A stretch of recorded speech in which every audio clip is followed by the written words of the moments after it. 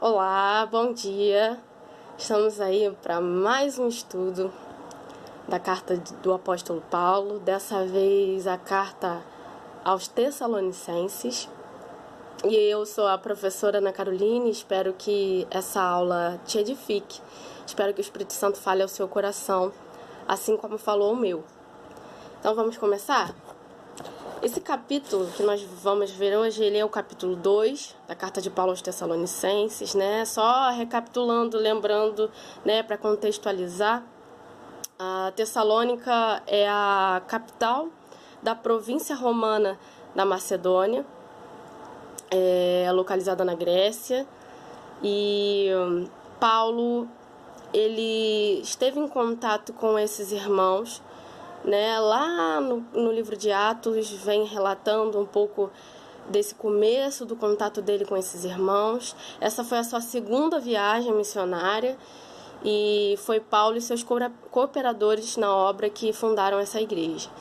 Então Paulo escreve essa carta, é uma carta alegre, uma carta onde Paulo demonstra toda a sua felicidade, toda a sua gratidão a Deus pelo testemunho, né? Porque ele percebia que os frutos estavam sendo dados por aqueles irmãos e percebia que o trabalho dele não tinha sido em vão, ele não tinha anunciado o evangelho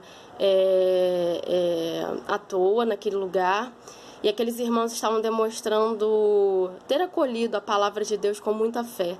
Estavam frutificando, estavam dando testemunho a outras pessoas, a outras localidades, né?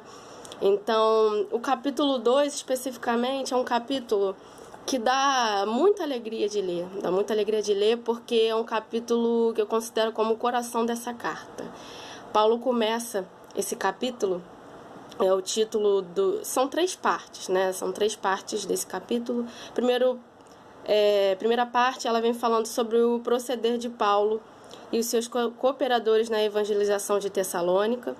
O segundo, ele fala do proceder fiel dos tessalonicenses nas tribulações. E no fim desse capítulo fala sobre o interesse de Paulo pelos tessalonicenses. Então Paulo começa esse capítulo relembrando, né, do quanto foi difícil anunciar o evangelho àqueles irmãos. Está relatado lá em Atos, capítulo 17, quando Paulo, durante 3 sábados seguidos, expôs as escrituras, anunciando Jesus Cristo àqueles irmãos, né, aos judeus. E os judeus não receberam muito bem a mensagem, né? E aí suscitaram uma grande rebelião, uma grande multidão contra Paulo e seus cooperadores. E nesse momento, né, algumas pessoas acolheram a mensagem, outras pessoas não, como já foi dito. E essas pessoas que acolheram a mensagem são justamente esses irmãos a quem Paulo direciona essa carta. Né, ele começa dizendo: vocês sabem quanto foi difícil anunciar o evangelho a vocês, mas nem por isso nós desistimos. Ele diz que pelo contrário, eles foram motivados pela certeza de que a mensagem de Deus é verdade, de que aquele ministério que eles estavam, né, desenvolvendo era sério. Eles não desistiram de anunciar a mensagem aos irmãos em Tessalônica. Pelo contrário, né, eles não usaram de palavras humanas, eles não usaram da soberba humana, eles receberam uma palavra pura, santa de Deus, e eles decidiram honrar essa palavra mesmo diante de tantas perseguições, mesmo diante de tantas tribulações. Eles decidiram, né, continuar anunciando. E aí ele vem dizendo, né, que durante todo o tempo que ele passou ali com aqueles irmãos, como foi difícil, dia e noite trabalhando arduamente, né, com a força do braço, para que eles não fossem pesados, né, aqueles irmãos, para que eles dessem testemunho de vida. Então Paulo, ele expressa aí todo o seu cuidado, né, todo o seu amor, todo o seu amor de pai mesmo. Ele até mais para frente, ele vem falando como essas pessoas eram como filhos para ele, filhos na fé, dos quais ele se orgulhava. Então ele veio dizendo, olha gente, vocês lembram do quanto foi difícil o momento que nós passamos aí, do quanto nós tivemos que trabalhar para nos sustentarmos, né? Eram provavelmente pessoas humildes, né? E por isso Paulo não queria ser pesado para eles, ele trabalhava com as próprias mãos. E a todo momento exortando, a todo momento disciplinando, a todo momento instruindo essas pessoas na mensagem. Né, essas pessoas que tiveram uma forte ligação com a idolatria de vários deuses. No capítulo 1, Paulo vem falando sobre a alegria que ele tinha por esses irmãos terem largado a idolatria. Então, Paulo teve que fazer um trabalho aí com eles a respeito de Jesus, né, para que eles pudessem deixar algumas práticas idólatras e também práticas imorais, porque era muito comum culto a deuses, e nesses cultos eles, né, tinham o hábito de cometerem, né, essas práticas sexuais nos templos.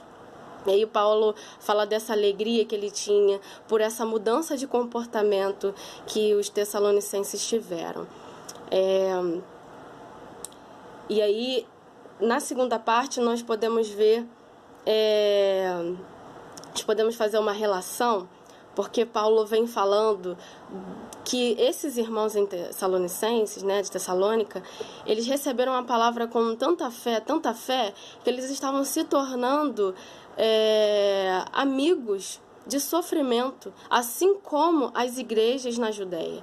Então, a manifestação da fé desses irmãos era tão grande, e isso era comprovado pela permanência deles, né? Pela permanência da fé deles a Cristo no meio das tribulações. Então Paulo diz, né? Olha, vocês acolheram essa palavra não como se fosse uma palavra de homens, né? Não como se fosse uma palavra comum qualquer, mas vocês acolheram com tanto amor, com tanta fé, como se fosse de Deus mesmo, que realmente é. Essa palavra é de Deus e vocês acolheram da forma que ela deve ser acolhida, como palavra de Deus, que não deve ser só escutada, né, mas deve ser vivida.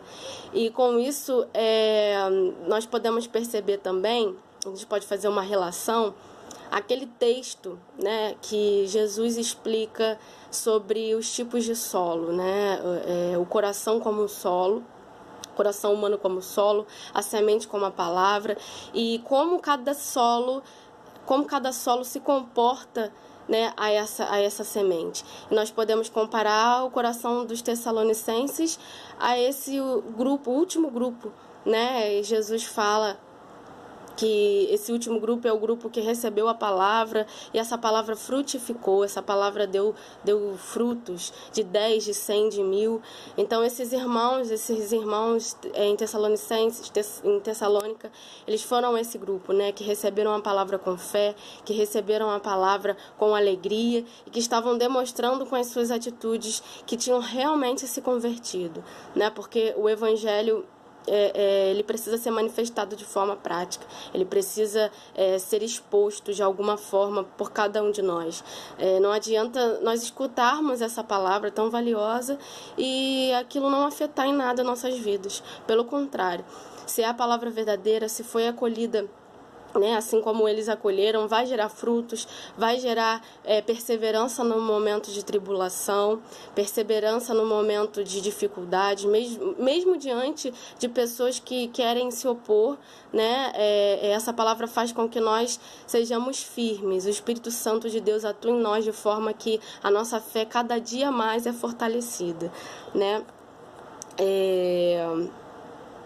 E aí Paulo, no final dessa carta, ele vem falando do quanto ele deseja ver esses irmãos, né? Ele diz que já tentou 2 vezes, né, comparecer ao local, mas infelizmente ele diz até que foi por Satanás, foi impedido por Satanás de estar com aqueles irmãos. E ele encerra de uma forma muito, muito maravilhosa, que é dizendo que esses irmãos são a coroa dele, né? Ele fala no versículo 19: pois quem é a nossa esperança, ou alegria, ou coroa em quem exultamos na presença do nosso Senhor Jesus Cristo em sua vinda? Não sois vós? Sim, vós sois realmente a nossa glória e a nossa alegria. Então Paulo vem encerrando, vocês são a nossa coroa, né? Eu estou muito feliz porque vocês acolheram a palavra e estão dando frutos. Dessa forma, de uma certa forma, isso encorajou ainda mais a vida de Paulo, né? Ele encorajou muito mais o seu ministério. Saber que foi tão sofrido o momento que ele passou ali entre eles, mas que mesmo assim germinou, que deu frutos, né? E a gente pode perceber que mesmo diante de situações complicadas, situações de oposição, né? O Espírito Santo ele trabalha para que corações recebam a palavra de Deus, né? A ação é dele, de convencimento. Nós somos só anunciadores, né, arautos do rei, pessoas que têm a mensagem, que foram transformados por essa mensagem, que procuram passar a outras pessoas, mas também cabe ao outro acolher, cabe ao outro aceitar, cabe ao outro concordar e crer nessa mensagem. E a partir desse momento, né, a vida é totalmente mudada. Pode ser que muitas coisas não mudem de imediato, mas com o passar do tempo a gente vê a mudança nas nossas vidas, né?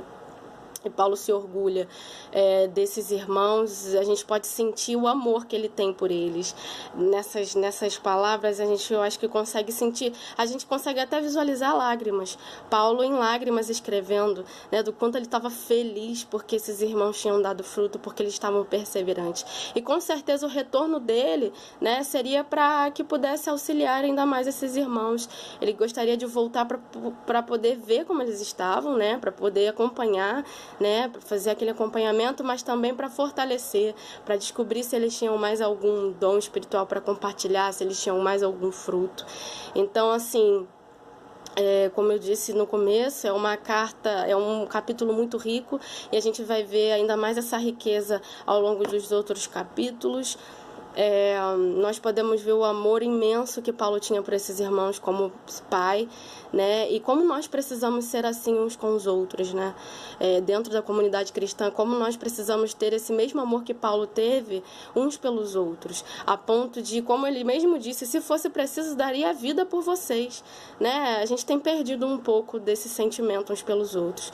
Muitas coisas têm acontecido, a gente tem se deixado levar por sentimentos que não são de Deus, e a gente vê muitas vezes dentro das comunidades o esfriamento entre as relações, o esfriamento entre as pessoas, e eu peço toda vez para que o Espírito Santo possa aquecer nossos corações, para que nós tenhamos ainda mais, assim como Paulo, amor uns pelos outros, para que nós tenhamos o desejo de padecer, de sacrifício mesmo, né, de buscar se colocar no lugar do outro, de buscar ajudar de alguma forma. Então Paulo ele deixa nesse capítulo um grande exemplo do quanto ele não mediu esforços para que a mensagem, não somente aquela mensagem fosse depositada naqueles corações, mas que aquela mensagem fosse trabalhada. E isso ele fazia com a própria vida, com a própria vivência dele ali junto dos irmãos. Quantos dias, quantos momentos ele não passou ali junto com eles, comendo, né, trabalhando e compartilhando ali daquela vida. Então nós vemos também que Paulo, transformado por Cristo Jesus, foi uma pessoa sem preconceitos algum, que convivia com pessoas de diversas classes sociais e que, movido pelo Espírito Santo, procurava dar testemunho de Deus. E junto a esse povo ele conseguiu, graças a Deus, testemunhos vivos e que ecoam até hoje, né? Se não fosse por essa vida de Paulo, como a gente sempre fala aqui, mas é bom reforçar, se não fosse por essa vida de Paulo, por essa entrega que foi radical, vocês vão concordar que essa entrega dele foi radical. O que ele viveu, o que ele padeceu, não é para qualquer um. E muitas vezes também a gente para por coisa boba, sabe? Por coisas insignificantes. Diante da vida de Paulo, muitas vezes nós podemos levar assim um tapa na cara mesmo, de tantas vezes que nós desejamos desistir, tantas vezes que estamos abatidos.